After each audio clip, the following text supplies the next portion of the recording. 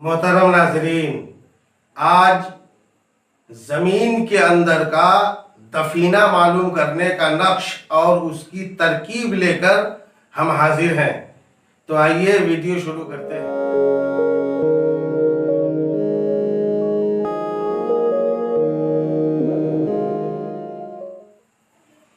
दोस्तों, अगर कहीं दफीना यानी जमीन के अंदर खजाना का गुमान हो तो ये नक्शे मुअज्जम काली रोशनाई से चीनी की सफेद प्लेट में लिखकर धो लें। फिर वो पानी जहां जहां दफीना का गुमान हो वहां वहां छिड़क दें और एक दूसरा नक्श कागज पर लिखकर सफेद मुर्ग की गर्दन में धागा से बांधकर छोड़ दें।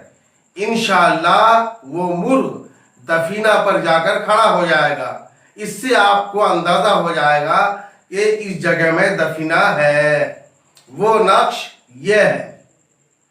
इस नक्श को इसी तरह साफ साफ खुश खत नकल कर लें और जिस तरह 16 खानों का नक्श भरने का तरीका पिछले वीडियो में मैंने बताया है, उसी चाल के मुताबिक नक्श को पुर करें, भरें, तो इंशाअल्लाह मकसद में जरूर कामयाबी मिलेगी।